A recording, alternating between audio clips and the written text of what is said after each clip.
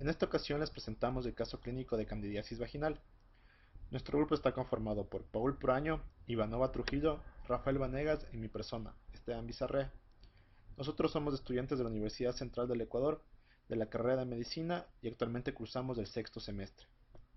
Es un honor poderles presentar este video en donde veremos cómo es el manejo terapéutico de esta patología siguiendo los pasos de la terapéutica razonada.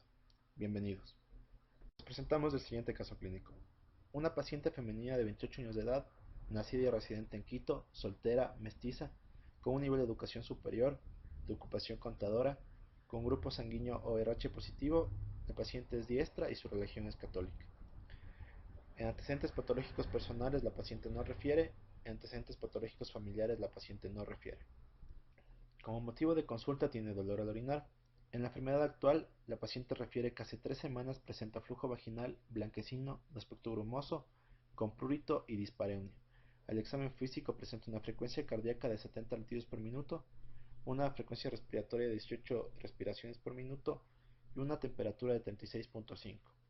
Al examen pélvico presenta un flujo vaginal blanquecino y espeso, no maloliente, eritema y edema vulvar. En la lista de problemas dividimos en signos y síntomas. En los signos se presenta el flujo vaginal blanquecino y espeso, el eritema y el edema vulvar. En los síntomas tenemos el prurito, la disuria y la dispareunia. Necesitamos establecer un diagnóstico entre las posibles patologías causantes de los signos y síntomas que tiene nuestro paciente. Entre las enfermedades que destacan se encuentra candidiasis, tricomoníasis y vaginosis. Lo que concuerda con el caso clínico, los signos y síntomas de nuestro paciente vienen a ser la leucorrea, siendo blanca, grumosa, viscosa, y algo característico que diferencia de las demás patologías es el olor, pues aquí es inoloro, además de presentar un eritema vulvar. En cuanto a exámenes de laboratorio, el pH es menor a 4.5, em, siendo diferente de tricomoníasis y de vaginosis porque el pH aumenta. Entonces, según los signos y síntomas, podemos llegar a un diagnóstico presuntivo para vulvovaginitis por Candida spp, destacando primero para los síntomas del prurito vulvar, el fluido vaginal inoloro y la dispareunia. Para los signos tenemos de eritema vulvar, la descarga vaginal y el edema vulvar, lo cual lo diferencia de los síntomas de otras patologías, orientándonos más hacia el diagnóstico. Para establecer un diagnóstico definitivo, la Guía Canadiense del 2015 sobre el manejo y diagnóstico de candidiasis establece necesario, además de la historia clínica, la examinación ginecológica, realizar exámenes microscópicos para detectar hifas en la secreción vaginal, lo cual es patognomónico de una infección por levaduras. Eh, para, para poder confirmar el diagnóstico. Si existe dificultad en encontrarlos y la clínica nos orienta a una candidiasis, se recomienda realizar un cultivo para determinar el diagnóstico definitivo. En cuanto a los exámenes complementarios, se debe realizar exámenes en fresco y tinción gram de exudado vaginal, esperando encontrar esporas, hifas y blastoporas, confirmando el diagnóstico para Candida spp. También se recomienda descartar embarazo y descartar VIH. La candidiasis se mantiene controlado por los glóbulos blancos, las defensas adicionales y la microbiota normal. Cualquier alteración del sistema inmune y de la microbiota normal predispone a desarrollar esta infección. Para muchas mujeres, la reaparición o el empeoramiento de una infección vaginal es debido a una levadura es el primer síntoma de infección del VIH. Las pautas federales para la prevención de infecciones oportunistas recomiendan el uso moderado de medicamentos sistémicos contra los hongos durante el embarazo debido a posibles defectos de nacimiento, recomendando terapias tópicas. Además, si una paciente tiene un antecedentes de uso prolongado de antibióticos, se debe sospechar ya que disminuye la microbiota normal permitiendo la proliferación del hongo. Entonces, llegamos al diagnóstico definitivo de vulvovaginitis por Candida spp. En cuanto a la epidemiología, la infección por cándida se considera un problema común con altos índices de morbilidad. En Estados Unidos, los signos y síntomas de la enfermedad son de las primeras causas de consulta de las mujeres de un profesional de salud. La incidencia en mujeres no embarazadas asintomáticas es del 20% y del 70% en un periodo de seguimiento de un año. Es decir, 7 de cada 10 mujeres cada año va a presentar vulvovaginitis por cándida SPP, siendo una enfermedad que debe tratarse de manera correcta desde los médicos generales. Los datos de Estados Unidos se correlacionan con la incidencia en Latinoamérica, pues aquí es de 75% o 3 de cada 4 mujeres padecen una infección por levaduras cada año. En estudios sobre la especie de cándida más frecuentemente relacionadas con la patología realizados en Colombia, se encontró que el 85.7% de infecciones causadas por cándida corresponden a Candida albicans, seguida por Labrata y Crocei. En cuanto a la fisiopatología, la vulvovaginitis candidiásica es la inflamación de las membranas mucosas que recubre la vagina, causadas por la colonización del hongo, la formación de raíces llamadas pseudohifas que se entrelazan entre sí perforando la mucosa vaginal, acompañado de toxinas, de sustancias tóxicas como proteasas celular y fosfolipasas. Continuamos con el proceso de la terapéutica razonada. Primero vamos a definir el problema del paciente. Después del análisis y de los diagnósticos diferenciales, mediante la clínica y las pruebas complementarias, hemos llegado al diagnóstico definitivo, es decir, el problema del paciente, en el cual presenta una vulvovaginitis por candidiasis. Segundo, vamos a especificar el objetivo terapéutico, donde tenemos que aliviar los síntomas del paciente. Tenemos que lograr que se adhiera al tratamiento. También debemos eliminar el agente etiológico y evitar futuras complicaciones. Ahora vamos con el tratamiento farmacológico. Mediante la mejor evidencia encontrada en la bibliografía médica, como primera evidencia tenemos una revisión de Cochrane, donde compara los imidazoles orales versus los triazoles intravaginales para el tratamiento de candidiasis vulvovaginal no complicada. El objetivo primario de esta revisión fue evaluar la efectividad del antifúngico oral versus el intravaginal para candidiasis vaginal no complicada. Y como objetivo secundario fue evaluar el costo-efectividad, la seguridad y la preferencia del paciente entre el antifúngico oral y el intravaginal. Como primera comparación de esta revisión, tenemos a varios antifúngicos orales versus intravaginales. Por ejemplo, tenemos al fluconazol contra el clotrimazol, al itraconazol versus clotrimazol, al 5-itraconazol versus eoconazol, entre otros, donde en general se tomaron varios ensayos clínicos para llegar a un resultado, un odds ratio de 0.94 con un intervalo de confianza de 0.75 a 1.17, donde podemos concluir que no hay diferencia significativa, es decir, que la efectividad es la misma entre un antimicótico oral u un antimicótico intravaginal. Como segunda comparación de esta revisión, tenemos que el antifúngico oral tomado a una dosis única versus el intravaginal, igualmente tomado a dosis únicas, donde el resultado fue la cura clínica. A corto plazo, podemos ver que obtuvimos un resultado de 0.79, con un intervalo entre el 0.59 y 1.06. Al contener la unidad de este intervalo, esto quiere decir que la diferencia no fue significativa y por ende tiene la misma eficacia el uso de un antifúngico oral a dosis únicas que el uso de un intravaginal a dosis únicas. Como tercera comparación de esta revisión, tenemos que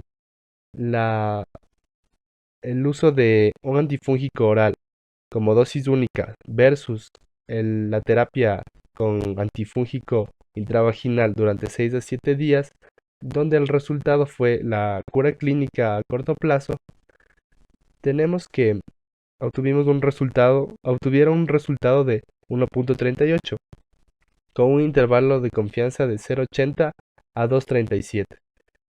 Igual que en las anteriores comparaciones, este intervalo contiene la unidad, por lo que no es estadísticamente significativa la diferencia entre el uso de la terapia oral en dosis únicas contra la terapia intravaginal durante 6 a 7 días. Como última comparación, tenemos el fluconazol oral versus el clotrimazol intravaginal. El resultado era la cura clínica a largo plazo, donde obtuvieron un resultado de 1.03 con un intervalo de confianza del 0.75 al 1.41. Como este intervalo contiene la unidad, refiere a que no existe diferencia significativa entre el clotrimazol y el fluconazol, por ende tienen una eficacia similar. Esta comparación de esta revisión nos sirve muchísimo para lo que será la toma de decisión sobre qué tratamiento, sobre qué esquema vamos a trabajar con nuestra paciente, ya que analizamos en esta revisión la eficacia. Posteriormente evaluaremos el costo, conveniencia y seguridad de estos medicamentos, porque estos se hallan en el Cuadro Nacional de Medicamentos Básicos del Ecuador. Los resultados de esta revisión, como ya habíamos comentado anteriormente, no se encontraron diferencias significativas entre el uso de antifúngicos orales e intravaginales para el tratamiento de la candidiasis vaginal. Por ende, la eficacia entre fluconazol y clotrimazol es la misma.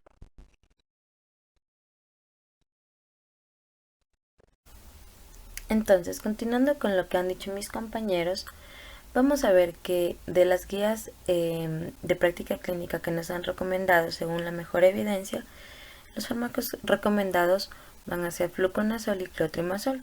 Ahora los vamos a analizar a cada uno según su eficacia, seguridad, conveniencia y costo. Entonces podemos ver claramente que fluconazol y clotrimazol tienen el mismo nivel de eficacia. Los dos van a actuar de la misma manera con la misma efectividad. En cuanto a seguridad, ¿por qué hemos puesto 2 cruces a fluconazol y 3 a clotrimazol? Fluconazol, al ser un fármaco de farmacocinética sistémica, va a tener muchos más efectos adversos a comparación de clotrimazol. En cuanto a conveniencia, tenemos 3 cruces para fluconazol y 2 para clotrimazol. ¿Por qué? Esto es por la dosis. Fluconazol va a ser un tratamiento de dosis única, lo que versus clotrimazol, como es en cremas o a su vez óvulos.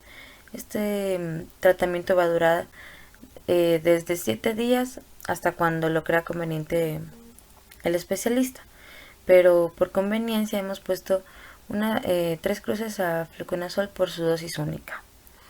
Y en cuanto al coste, de igual manera, como es una dosis única, vamos a ver un mayor beneficio en cuanto a fluconazol, a diferencia de la crema, que va a costar entre $1.85 y $2, y fluconazol desde 85 centavos hasta $1, que no es mucha la diferencia, en cuanto a costo, pero es significativo.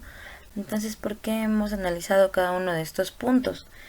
Nosotros, para elegir nuestro medicamento P, como vimos que los dos tienen la misma eficacia y no hay mucha diferencia en cuanto al costo, entre otras cosas, nos vamos a hacer 4 preguntas claves que nos ayudaron a nosotros a elegir el medicamento que nosotros creemos adecuado para nuestra paciente. Entonces, como sabemos, fluconazol, ¿por qué usar una línea tan alta como lo es fluconazol? No es agotar un buen antifúngico, porque sabemos que este tiene un amplio espectro. Si es que es igual de eficaz a clotrimazol, ¿por qué descartar a clotrimazol, que tiene mucho menos efectos adversos, como podemos ver, en cuanto a lo que es fluconazol, y son igual de eficaces? ¿Por qué agotar una línea tan alta como lo es fluconazol? Entonces, ¿por qué nos hacemos esta pregunta? ¿A qué nos lleva esta primera pregunta? A que tenemos que analizar algo más, y es la resistencia. Por eso también fluconazol tiene 2 cruces en cuanto a seguridad. Nos tenemos que hacer una pregunta muy clave aquí para elegir nuestro medicamento, y es: ¿a qué son más resistentes los hongos? ¿A clotrimazol o a fluconazol? Entonces, adelantándome un poco a las respuestas de nuestras preguntas, nosotros decimos, tenemos otra pregunta que puede ser si es que puede haber una resistencia en fluconazol, ¿no? Entonces, ¿puede haber una resistencia cruzada a otros hongos saprófitos? Esta es una pregunta muy clave que nos va a dar la respuesta más adelante, las revisiones que nosotros hemos encontrado y el por qué nos hacemos estas preguntas. En cuanto a conveniencia, tenemos una pregunta, o sea, vamos a analizar una sola toma versus el aumento del riesgo de la resistencia irreversible que puede causar fluconazol en nuestros pacientes. ¿Y qué pasaría si todos pensamos así? En que no, o sea, una sola toma de nuestro medicamento va a ayudar a nuestro paciente, es mucho más cómodo, pero no lo vemos de la otra manera. En serio, ¿qué línea va a quedar disponible para las infecciones serias que puedan llegar a tener nuestros pacientes a futuro? Entonces, dicho esto, como una introducción, vamos a analizar la resistencia fúngica, que es lo que nos interesa. Entonces, nosotros hemos querido analizar la resistencia fúngica local. Sin embargo, hemos encontrado lo más acercado a nosotros, que es una revisión de Colombia, que esta de aquí analiza la resistencia de levaduras del género Cándida al fluconazol. Entonces, nosotros como resultados hemos encontrado aquí que el uso de la terapia profiláctica al fluconazol puede asociarse con la colonización de levaduras del género Cándida sp con una sensibilidad reducida o una resistencia al fluconazol. Entonces, aquí claramente estamos respondiendo a nuestra pregunta de ¿puede haber resistencia cruzada a otros hongos saprófitos? Claro que sí. Como podemos ver, se asocia no solamente a la colonización del género Candida albicans, sino a otros géneros. Y esto fue demostrado con un riesgo relativo de 1,44 al 95%, con un intervalo de confianza del 1,05 al 1,96, tomando en cuenta también un NNT de 96. ¿Esto qué quiere decir? Que hoy en día, por 26 personas que estén tomando fluconazol para una simple candidiasis que no es invasiva, una persona está ganando una resistencia importante, y no solamente al género Candida albicans, sino a todos los demás saprófitos. Tenemos otra revisión sistemática que analiza de igual manera la resistencia asociada a la profilaxis de fluconazol. ¿Y qué nos dice esta revisión sistemática? Que encontró una asociación en cuanto al riesgo de la colonización por fluconazol. pero no solamente a Candida albicans, sino a todos los géneros que no sean igual de Candida albicans, pero también dice que se ha demostrado de que no existe una diferencia significativa, no hay una afectación significativa en cuanto a complicaciones invasivas de candidiasis, pero se demostró claramente de que existe una colonización de otros islotes que no sean Candida albicans, y esto como podemos ver aquí, el riesgo relativo en 3 estudios que se hicieron aquí, todos pasaron la unidad con un riesgo relativo del 1.55 al 95% en un intervalo de confianza del 1.04 a 2.32. Una vez más queda demostrado de que existe una resistencia a fluconazol en todos los pacientes que lo utilizan, y no solamente para Candida albicans, sino para otros géneros que no sean estos. Dicho esto, como les dijimos, nosotros hemos escogido para nuestro paciente nuestra mejor elección según nuestras conclusiones, analizando efectividad, analizando seguridad, analizando sobre todo la resistencia y el daño que le vamos a causar a nuestro paciente, prohibiéndole de que ella pueda superar unas próximas o futuras infecciones serias que ella pueda tener. Entonces, tomando en cuenta la mejor evidencia y las recomendaciones que hemos obtenido, nosotros vamos a recetar a nuestra paciente clotrimazol, 1% en crema, tubo número 1. Entonces, para esto, las indicaciones a nuestra paciente son aplicar 5 gramos, es decir, un aplicador lleno que viene en la caja de la crema, profundamente en la vagina y en la vulva, además, esto por las noches, durante 7 días. Además, se pide un control médico en 15 días para que nosotros podamos constatar que hemos cumplido con todos los objetivos que nos hemos propuesto dentro de los pasos de la terapia. También hemos tomado recomendaciones de guías clínicas con la mejor evidencia, y es por esto que nos hemos atrevido a dar unas indicaciones como son mejorar el aseo personal, es decir, que el aseo sea un aseo correcto con agua hervida, sobre todo en el caso del tratamiento que mandamos a nuestra paciente. Se recomienda no tener relaciones sexuales durante el tratamiento. Este punto que viene es muy importante, ya que muchas mujeres no toman en cuenta estas consideraciones, pero se ha demostrado que son factores de riesgo para estas infecciones, como son las duchas vaginales. Es por esto que se indica que deben evitarse totalmente las duchas vaginales.